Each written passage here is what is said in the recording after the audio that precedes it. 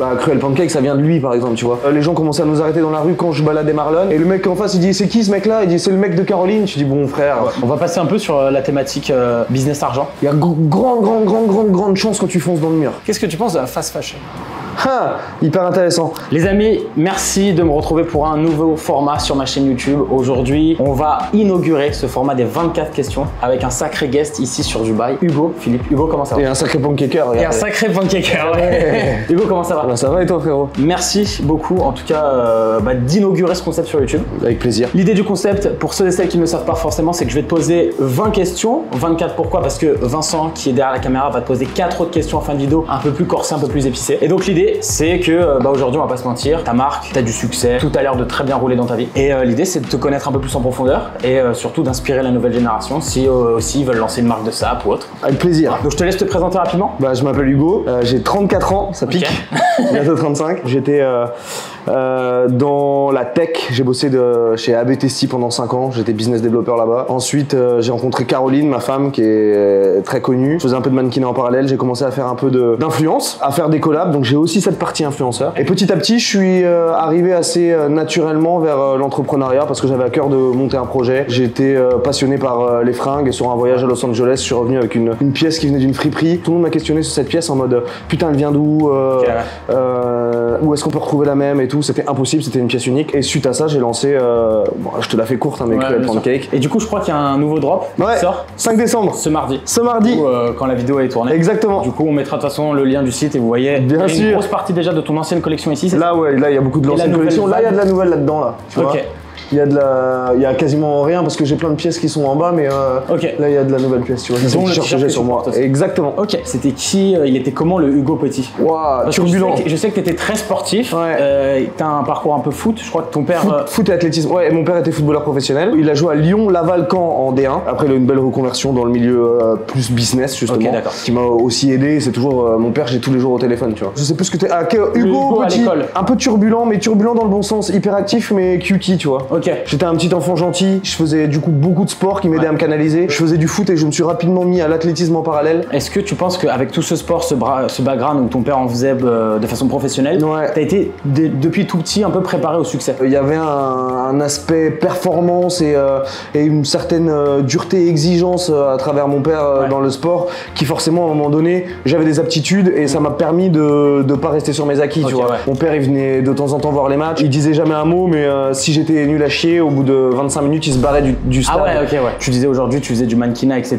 Ouais. Est-ce que, étant jeune, t'avais, on va dire, ce même physique, c'était plus facile? En fait, on s'est posé le fond de la question, c'est le Hugo. Est-ce qu'il avait des abdos à 4 ans? Comment? Ouais, exactement, tu vois. Ah non, avec les filles, j'étais catastrophique. Ou t'étais focus ce sport, tu calculais pas ça? Je calculais rien. Ok, d'accord. J'étais timide, j'avais pas confiance en moi, et pourtant j'étais un peu le petit mec beau gosse de l'école, tu vois. Okay. T'étais genre, tu sortais en soirée, etc. Rien. Ouais, ok, comme moi, je déteste tout ce qui est sport. J'ai commencé à boire de l'alcool à 20 ans. J'ai jamais fait de soirée avant. Non, bien sûr. Et j'en bois quasiment plus du tout. Est-ce que c'est un truc du coup qui tu regretterais, on va dire, de peut-être pas avoir eu trop de vie sociale quand t'étais jeune? Non, parce que je me suis bien rattrapé après. Et j'ai eu un peu ce sas de décompression derrière où certains mecs peuvent exploser parce que t'es trop vite, trop tôt dans ce truc hyper rigoureux et hyper cadré et t'as pas justement ce sas de décompression. J'ai continué mes études, je suis allé faire mon master à Montpellier et là j'ai commencé à kiffer, tu vois. Ouais. Est-ce que tu penses que quand on est jeune, on se focus ou on prend position sur des choses qui au final quand on est un peu plus vieux on se dit au final je portais tellement attention à ça et aujourd'hui je me dis mais pourquoi je faisais ça, tu vois? Moi je sais que le fait d'avoir été pendant un moment donné de ma vie complètement obsesse sur mes abdos, sur mon physique et sur mon apparence, mon goal c'était de faire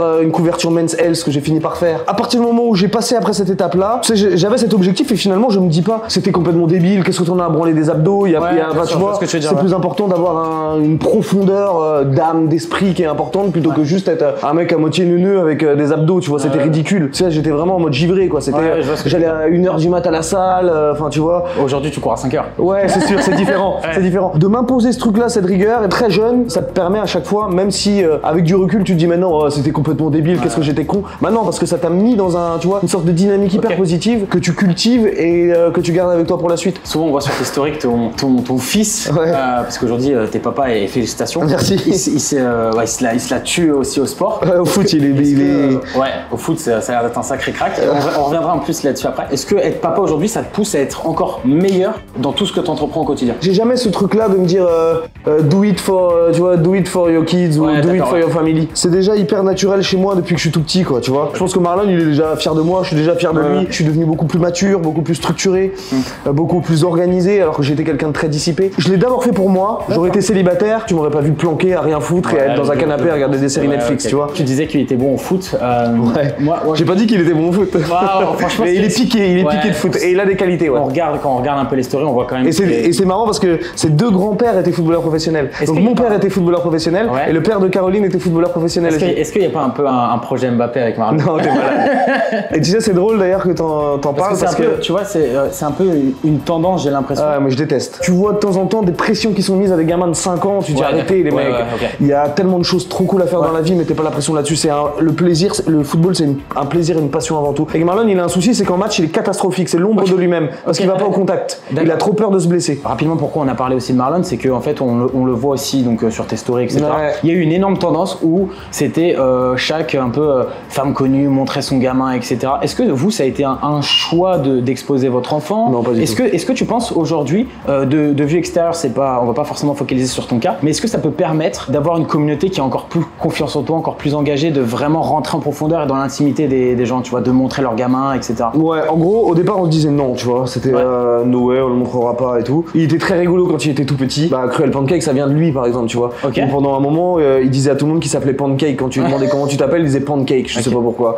Et de là, j'ai brodé un truc, je trouvais ça trop drôle, tu vois. Je trouvais con, en fait, de tout partager avec notre communauté, sachant que on essaye d'être hyper transparent, de montrer plein de choses et de pas montrer cette partie-là, sachant que c'était une partie cool. Et à un moment donné, on s'est dit avec Caroline, bon allez viens, tu mets une story, tu vois que les gens sont comme des oufs, ils disent merci, ça a fait ma journée. Et après, je vais pas te mentir, ça a été compliqué au départ à Paris. Caro surtout est très connue, donc on l'arrête beaucoup à Paris. On a commencé à mettre Marlon et qui faisait des 3-4 millions de vues sur ses stories. Donc les gens commençaient à nous arrêter dans la rue quand je baladais Marlon et disaient ah Marlon, petit pimousse. Et là, ça commençait à être un peu plus compliqué. Et du coup, comme on est à bouger à Dubaï, on serait resté à Paris, ça aurait été problématique à un moment donné. J'avais des gens de temps en temps, je le promenais avec son petit vélo. Il venait pas me parler moi, il venait parler direct à Marlon. Ah ouais, non. Il avait 1 an et demi. Est-ce qu'aujourd'hui, c'est pas un peu compliqué d'avoir aussi une femme très exposée ou c'est quoi un peu ton avis là-dessus? Bah non, parce qu'en fait, elle a été hyper intelligente dès le départ où en gros, elle a dit je veux pas que tu sois le mec d'eux. Et évidemment, de base, quand j'ai commencé, j'étais le mec d'eux. Ah, le mec de Caroline, tu vois. Quand tu l'entends 4-5 fois, qu'on connaît pas ton prénom et qu'on te dit on prend une photo. Et le mec en face, il dit c'est qui ce mec là? Il dit c'est le mec de Caroline. Tu dis bon frère. Moi c'est Hugo. Ouais, tu vois. J'ai un prénom, tu vois. Caro, dès le départ, elle a dit tu dois exister, enfin t'es quelqu'un, tu vois. Et du coup, on a toujours décidé, tu regarderas, on fait jamais aucune collab ensemble. On n'a jamais bossé ensemble, on n'a jamais fait aucun business ensemble. On travaille de plein d'influenceurs qui fit. On fait jamais de cross trucs où tu vas me voir sur le profil de Caro. On va passer un peu sur la thématique business argent. Pour quelqu'un qui connaît pas ta marque, comment tu la résumerais rapidement? C'est intéressant parce que ça switch assez souvent et je suis beaucoup sur de la strat. J'ai des équipes top qui gèrent beaucoup l'opérationnel et je suis aussi dans l'opérationnel. Combien de personnes? Ici à Dubaï on est 5 et après on a beaucoup de freelance avec qui on bosse. D'accord, ok. Nos usines sont au Portugal, j'ai besoin de gens qui puissent faire la navette en permanence là-bas. Donc j'en ai 2 qui sont comme ça en France. Avec Vincent on se demandait pourquoi avoir choisi le nom Cruel Pancake. Ah c'est drôle, bah justement au départ c'était cacahuètes et citron vert. Je t'explique vite fait l'histoire parce que c'est drôle. Déjà d'une, à l'époque il y avait pas mal d'influenceurs qui lançaient leur marque. J'ai pas envie de mettre mon blaze, je trouvais pas ça sexy, je trouve pas ça drôle. Je voulais un truc un peu disruptif, un peu qui veulent rien dire, tu vois. À Cannes avec un pote à moi qui me dit je te fais une sauce cacahuète et citron vert, je trouvais ça gaulerie, on était un peu bourrés. Et il y avait un petit effet t'as pas peur que ça fasse un peu tartiné chocolat? T'as du mal à voir, j'en sais rien moi, Suprême, Palace, Tussi, cacahuète et citron vert. Du coup j'ai commencé à me dire vas-y il faut que je change de nom, ça va pas cacahuète et citron vert. À l'époque Marlon donc avait décidé de s'appeler Pancake pendant un mois. Donc il disait je m'appelle Pancake. Ça reste encore un peu trop smooth, un peu trop gentil, un peu trop cucu. Je me suis dit il faut un mot un peu disruptif qui aille avec. J'ai passé une journée à mettre Furious Pancake, Destroy Pancake, j'ai tout mis. Et je suis arrivé à Cruel Pancake. Et là tu t'es dit, j'ai dit putain ça match, ça veut rien dire. Cruel Pancake ça veut rien dire. Ça match. C'est impactant. Et le style de ta marque, comment tu le caractériserais? On est un peu sur. Tu parlais un peu de la vibe friperie LA que tu as voulu rapporter. Et par contre, mettre des couleurs aussi. Ouais, c'est très pop, tu vois. Bon, là, celle-là, c'est des couleurs un peu plus pastel, mais sinon, c'est pas vraiment représentatif. Mais grosso modo, on est quand même sur des. Tu vois, on est souvent sur des fits oversize. Même ça, c'est du kids, tu vois, qu'on va développer bientôt. C'est loose, c'est oversize. Il y a de la couleur, tu vois. Bon, là, c'est le logo pour les kids, mais on est beaucoup sur de la maille. Là, on va commencer à développer un peu plus de knitwear, On est un label, ça veut dire qu'on est très fort sur la partie marketing. Même toi, t'as fait des articles qui étaient très cool sur nous, des vidéos et tout, où tu reprenais tous nos assets et nos activations marketing. Je trouve qu'aujourd'hui, on achète plus un produit ou un vêtement pour l'histoire d'une marque. Tu vas chez Nike parce que tu kiffes la vibe, tu te reconnais peut-être dans les athlètes, etc. Tu vois. Et en fait, moi, quand j'ai commencé à regarder vos campagnes, je me suis dit, ah ouais, en fait, ils font un petit pic de rappel par rapport à cette musique-là, ce film-là, cette série-là, tu vois. Et en fait, il y a une vraie vibe et du coup, tu te reconnais. Et puis après, je pense que ton personal branding, donc toute l'image qu'en gros Hugo va dégager sur ses réseaux, donc ça peut être le sport, le mindset qu'il a et tout. Moi, je me reconnaissais dans ce que tu projetais sur réseau. Et du coup, bah, j'ai adhéré, tu vois. La strat de la marque de base, c'est d'être une sorte d'emotional brand. Tu crées de l'émotion chez les gens. Kid with a Dream, Norris No Story, Let's Make Some Noise, Massamor por favor. Chaque drop a son univers et raconte une histoire. Il y a un truc qui te fait ressentir quelque chose et dire putain, ça me fait kiffer, ça me fait envie. Pour durer sur le long terme, là on met un vrai effort sur le côté fashion brand. Au lieu de rester sur de la maille et dire on est que sur de l'émotionnel, c'est de dire viens, on va commencer à développer des vraies pièces, tu vois. Et là l'effort on essaye de le mettre là-dessus en disant ok, on a ce côté label, on est hyper fort d'un point de vue marketing, mais on n'a rien à envier à une vraie marque de textile à côté. Tout à l'heure tu disais un truc très très intéressant, beaucoup de créateurs influenceurs lancent des marques. Ce serait quoi un petit peu ton petit conseil de dire aux gens bah écoute, lancer une marque c'est positif parce qu'il y a ça, par contre c'est négatif parce qu'il y a ça aussi. Gérer un business de fringues en l'occurrence, ça demande de l'argent. Les usines elles te donnent même pas l'heure si bah c'est compliqué, tu vois. Ou alors tu peux faire des toutes petites pièces et tout, mais moi pourquoi ça a réussi à marcher? Parce qu'on va pas se mentir, j'avais mon personal branding, j'ai incarné la marque à 200% pendant des années et j'avais 1 million de followers sur les réseaux, tu vois. J'ai Caroline, ma femme, qui a plus de 5 millions, j'ai un bon réseau à qui faire porter les fringues. Mais si t'es nobody, t'as personne sur le réseau, personne te connaît, t'as juste envie de lancer un t-shirt avec un design un peu cool, etc. T'as pas trop de trésorerie, il y a grande chance quand tu fonces dans le mur. Ou alors, t'as un vrai truc créatif où t'es un artiste. Tu crées tes trucs, il y a plein de petits artistes comme ça. Et le truc prend parce que t'es un artiste. Même j'ai vu des mecs avec 3 millions de followers qui arrivent pas à faire péter une marque. Et ils ont une communauté. Parce que ça suit pas, parce qu'il faut que le produit soit bon, il faut que le SAV soit bon, il faut que la DNA passe. L'univers catch les gens. Je vois des marques de fringues, mais tous les jours qui sortent. Toi qui es full sport, il y a un projet sport qui va arriver tu vois là j'ai du CPK Athletic Club je crois dans quelques années peut-être ou... en gros tiens tu vois CPK Athletic Club là. J'ai commencé à le développer pour être très très fort et vraiment exploser dans un truc. T'es obligé à un moment donné de te focus uniquement sur ça, c'est vrai. Et pas trop te diversifier. Le Kids ça fait 2 ans qu'il est dans le pipe, les produits sont incroyables, j'ai toujours pas lancé. L'athlétique là ça va faire plus d'1 an que j'ai lancé, j'ai des trucs trop bien mais je l'ai pas lancé parce qu'en fait j'ai trop peur de dire Cruel Pancake c'est quoi, c'est des drops. Là en plus on a le candy shop avec du flux tendu, du kid, de l'athlétique, tu dis wow, vas-y là il y a 4 trucs, je suis perdu. En fait de base pendant 3 ans là le business model c'était de dire on lance des drops tous les 6 mois, donc on était on and off, ça veut dire qu'on était pendant 6 heures tu ouvres le site, on fait sold out en 6 heures et c'est fermé, nouvelle collection et avec un univers, un gros truc comme Let's Make Some Noise qui va sortir là mardi tu vois. Les gens se ruent comme des malades dès la première minute pour aller dessus. Tu connais le phénomène? Je le connais. Sauf que t'as cette frustration déjà d'être avec les équipes quasiment toute l'année au bureau pour un site qui est ouvert 20 heures dans l'année et de pas pouvoir voir au jour le jour ton travail, le fruit de ton travail tu vois en action. On a des iconiques qui sont ceux-là, grosso modo c'est Cruel Pancake, c'est exactement c'est les premiers drops qu'on avait sortis dès le départ et ceux-là je peux plus trop les mettre dans les drops parce qu'ils vont plus avec les taglines et tout que je mets. Et les gens les surkiffent, c'est les produits qui sont plus contrefaits donc t'en trouves au Pakistan partout qui sont il y en a plein Du coup je me suis dit où je peux les placer machin. En plus de ça on avait Chiara Ferragni par exemple tu vois qui est une des influenceuses, la plus grande influenceuse du monde. Caro la connaît et lui avait envoyé du Cruel Pancake, elle en a porté, elle a fait des stories avec et j'ai eu plein d'Italiens qui sont arrivés sur le site. Site fermé. J'ai dit putain, imagine pour pénétrer un marché, il y a rien de mieux qu'une meuf comme ça, une nana comme ça, normalement c'est 80 000 € le poste, tu vois. Et moi elle le fait gratos parce qu'elle kiffe le produit, etc. Et je me suis dit quel gâchis quoi. On a fini par ouvrir le site. Pas de manière continue, mais avec beaucoup plus de quantité que d'habitude et avec des coloris qui vont changer très régulièrement sur ces modèles-là. Pour revenir un peu, on va passer rapidement avant les petites questions de Vincent sur la partie sport quand même qui, on va dire, rythme ton quotidien, sans mauvais jeu de mots bien entendu. On voit souvent que, et tu as fait une grosse vidéo qui explique le Half Ironman. Comment t'es venu cette idée de faire une compétition aussi folle au final? Parce que physiquement quand même t'as dû en chier. Je le fais toujours, là j'ai le prochain qui est au Bahreïn, vendredi. D'une, je faisais beaucoup de muscu et je suis arrivé à un moment où ça faisait quasiment 10 piges que j'en faisais. J'ai des aptitudes à travers mon cardio vers l'athlétisme que j'ai fait pendant des années qui est plutôt fort. Aussi, qui a dû aussi. Je vis à Dubaï où il y a du soleil toute l'année, il y a des conditions idéales pour le sport. Pour moi c'est la ville number one sport pour faire du du sport dans le monde. On voit souvent que tu te lèves très tôt. Ouais. Contrairement où tu avais mis des stories en France où tu disais impossible, pas réussi à tenir le parce rythme. qu'en fait c'est blackout, c'est nuit noire. Alors que ici effectivement, je me lève à 5h30, bain froid, et sorti une grosse série sur TikTok. Dans ton jardin. Ouais. En France, faut être barré pour le faire. Mais par contre, tu vois, effectivement, je trouve qu'ici, voilà, 6h, il fait déjà jour. Vas-y, en fait, je mets un short, c'est parti. 5h du mat, il y a des voitures, il y a des gens qui vont au taf ou qui vont au sport, tu vois. Ici, tu te couches à 21h, c'est à peu près logique. Il n'y a pas de terrasse, il n'y a pas du tout ce nightlife là. C'est quoi d'ailleurs un peu ton rythme de vie ici?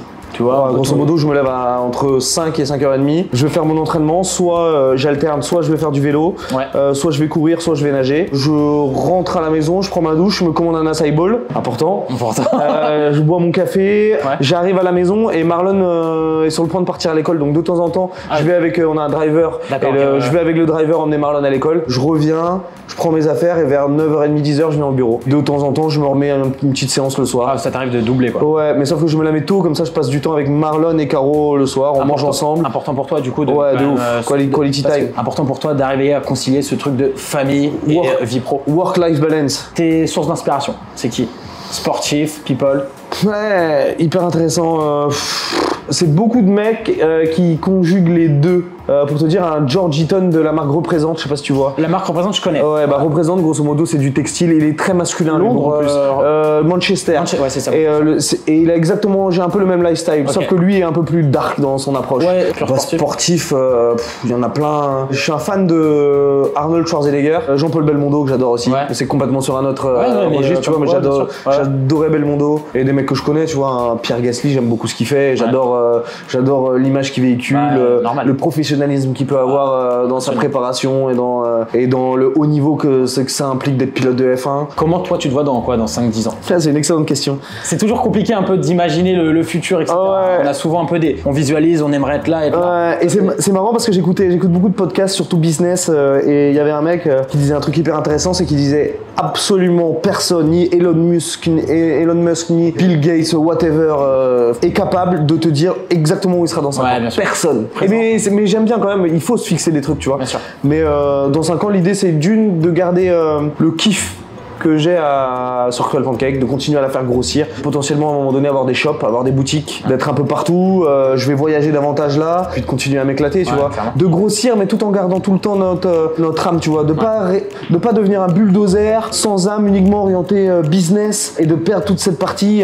En fait, j'ai mis un truc, regarde, qui était très cool dans mon téléphone, je l'ai noté il y a 3 jours et je me suis parlé à moi-même. J'ai mis: ton succès sur Cruel Pancake résidera dans ta capacité à prendre du recul, plus de jeu que d'enjeu. L'argent n'est que la cerise sur le gâteau, pas le moteur de ton projet. Le moteur, c'est de s'éclater et prendre un max de kiff, tu vois. Voilà. Et je me suis écrit ça pour tout le temps me le rappeler quand j'ai des discussions avec maintenant des mecs beaucoup plus business, etc.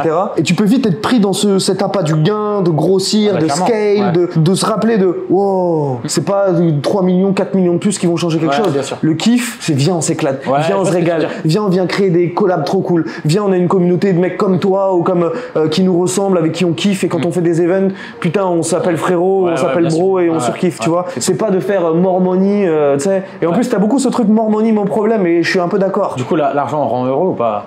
Non, il facilite beaucoup les choses. Ouais, ça c'est sûr. Parce qu'évidemment, je vais pas dire le contraire. Moi, j'ai la chance d'avoir une structure, du staff, des gens qui facilitent et qui me permettent de me focus davantage sur ce que j'aime faire et ce là où je suis bon. Et quand tu l'as pas, l'argent, bah, t'es obligé de te taper les merdes dans lesquelles d'une t'es pas bon, deux qui sont chronophages. Oui, ça rend plus heureux parce que ça me permet, moi, aujourd'hui, je mets toujours les mains dans la merde, mais beaucoup moins qu'avant. Je connais plein de gens de plus en plus qui ont beaucoup d'argent. Ils sont malheureux. Bon, on passe aux questions un peu plus épicées. C'est parti. Ça va? Salut. J'espère que tu vas bien. Ça va, je viens de te voir pendant 1 heure derrière la caméra. Derrière la caméra, voilà. Normalement, c'est là où je me trouve, mais j'aime bien venir à la fin pour te poser du coup 4 questions. Spicy. Donc aujourd'hui, immense succès. Merci. Félicitations. Merci. Est-ce que ce succès-là, tu le dois aussi à ta femme? Bien sûr, évidemment. D'une, elle m'a porté dans mes projets depuis le départ. De deux, c'est elle qui m'a amené à avoir confiance en moi. Et c'est pas que j'avais pas confiance en moi, tu vois, mais à me dire, écoute, t'es aussi aussi légitime grosso modo que moi pour exister toi en tant qu'Hugo Philippe sans être le mec de Caroline Receveur. Elle l'aurait pas fait, je serais potentiellement resté dans son ombre. J'aurais pu être le mec qui prend ses photos, ses vidéos, qui l'accompagne, qui l'aide dans ses deals, etc. Tu vois. Elle m'a aidé à travers plein de choses, à travers à me lancer dans Cruel Pancake, à me mettre de la visibilité, à travers toute son expérience business également, à me filer plein de conseils, à me connecter avec des gens intéressants. J'aurais pas autant de monde sur les réseaux sans avoir connu Caro. Et je vais être en plus totalement transparent. J'ai beau, je le dis sans prétention aucune, mais avoir énormément de qualité, tu vois, être bon sur le business, sur le marketing, sur plein de choses. J'aurais potentiellement toujours 15 000 ou 20 000 followers si j'étais pas avec elle, tu vois. Et j'en ai 1,2 million. On va retourner dans l'argent avec Lucas que t'as déjà bien parlé. Moi j'aimerais savoir, c'est quoi la chose, le plus gros kiff que tu t'es fait financièrement, la chose la plus chère que t'as acheté? Je suis pas trop matériel moi. Après j'ai une belle montre, j'ai une belle voiture. En fait on met beaucoup d'argent dans... Ouais, ça serait plus ça, genre dans notre maison déjà, qui nous coûte cher. En gros c'est plus des kiffs sur, tu vois, d'avoir un driver, une gouvernante, une nanny qui vient t'aider au quotidien en fait à te focus là-dessus. Mais d'un point de vue matériel, c'est des vacances où on se fait kiffer aussi, tu vois, où on balance un bon billet dans des vacances et on se prend des, tu vois, on va souvent à Saint-Tropez, on prend des très belles villas, on invite toute notre famille. En fait on fait plus kiffer, on prend des trucs pour faire kiffer nos familles plus que nous faire kiffer nous, tu vois. Ouais, et puis même pour créer des souvenirs. Je me suis acheté ma première montre, ma première Patek Philippe, tu vois, dès que j'ai commencé à gagner un peu d'argent, et je me suis rendu compte, c'est un kiff au départ et maintenant je la porte même plus, tu vois. Caro elle fait pas mal de placements un peu immobiliers où elle achète des apparts, etc. Elle fait quelques plus-values dessus. Moi je suis plus sur le délire start-up où notamment j'ai fait par exemple un investissement sur Powers qui est un projet hyper cool. Demain par exemple mon kiff que j'ai à long terme, qu'on arrive à avoir aussi acheté une maison à Londres, ouais, et de faire du Dubaï-Londres, tu vois. T'aimerais bien habiter comme ça dans plusieurs endroits et tout, tu vois. Parce que là vous avez quoi? Vous avez à Dubaï, on est France, j'imagine, Paris. Rien en France? Non, on n'a rien en France. En plus, vraiment 2 salles, 2 ambiances, quoi. Complet. Et tu retrouves, tu vois, Londres, moi j'adore l'énergie qu'il y a à Londres, j'adore l'âme, j'adore le côté Londres, je suis amoureux de Londres. Peut-être Bali aussi? Non, j'aime pas trop Bali, moi. Ah ouais, t'es pas fan? C'est pas ma vibe. Je surfe pas, c'est pas trop mon truc. Ah ouais, putain, tu vois, pour le coup, je t'aurais bien vu faire une petite planche là, ouais, avec le petit Marlon là, en mode grosse session. Mais là, on va aller un petit peu dans la mode, et là, ça va piquer. Qu'est-ce que tu penses de la fast fashion? Hyper intéressant. L'idée de base, c'était d'aller un peu à contre-courant avec ces drops et ces éditions limitées. En plus de ça, sur les premiers drops, on a fait du pré-order, donc ça permettait d'éviter le gâchis. Je trouve ça vraiment ridicule et j'ai beaucoup de mal avec ça.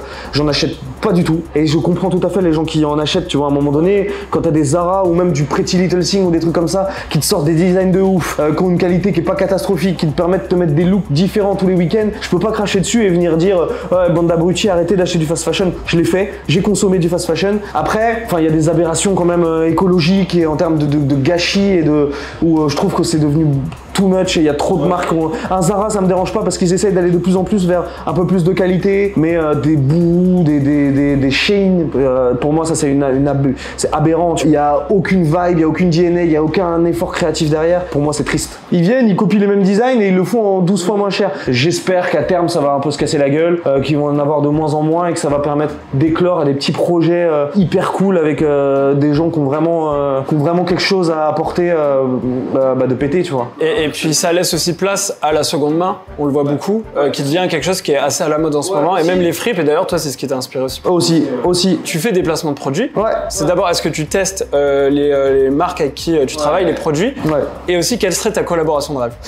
Bien sûr je les teste, d'une parce que c'est la même chose, j'ai de la chance d'être avec Caroline qui elle accepte que des choses qu'elle kiffe, et je l'ai vu refuser dès le départ des trucs avec des budgets astronomiques et dire non parce que la crème ou le truc qu'elle devait mettre en avant était pas raccord et qu'elle était pas d'accord pour mettre en avant ce truc là. Et moi tu m'auras jamais vu je pense faire des collabs à la mort moelle-neu, tu vois, où je respecte mon audience et j'estime que si j'accepte un truc c'est que je suis en adéquation avec les valeurs de cette marque et que c'est cool et que c'est bien de leur en proposer, tu vois. J'ai jamais fait aucune marque de dropshipper, je suis contre ça et c'est ce qui fait qu'aujourd'hui je dure et qu'aujourd'hui quand énormément de mecs se cassent complètement la gueule et ont plus aucun contrat et aucun truc d'influence, moi je continue d'avoir des grosses marques qui s'intéressent à moi parce que mon personal branding est fort, que je l'ai construit au fur et à mesure à travers des collaborations qui sont solides, ancrées et qui ont du sens. Et ma marque de rêve, je sais pas, il y en a plein, ça va être beaucoup dans le textile. Hein. Moi j'avais pensé ça, je me suis dit ça va partir sur le textile. Tu vois, par exemple demain tu me fais faire une belle collab avec un énorme shoot avec une belle marque comme Ralph Lauren ou un truc comme ça. Ouais, Ralph Lauren, ça serait ton délire.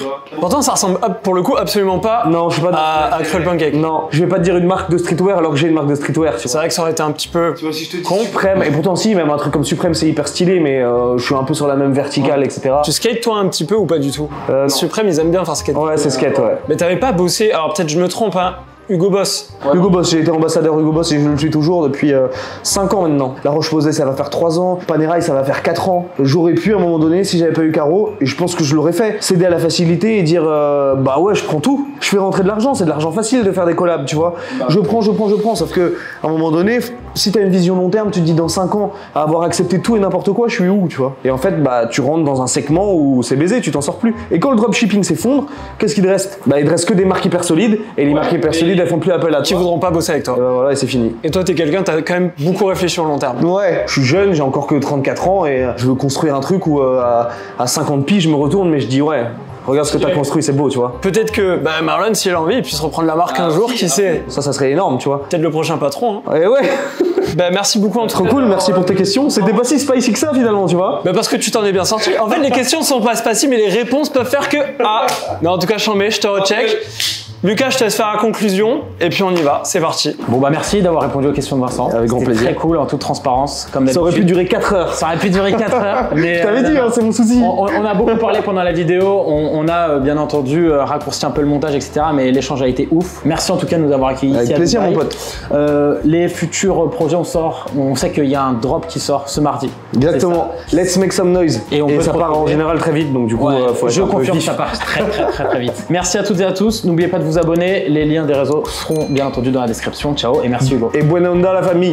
Ciao. Ciao.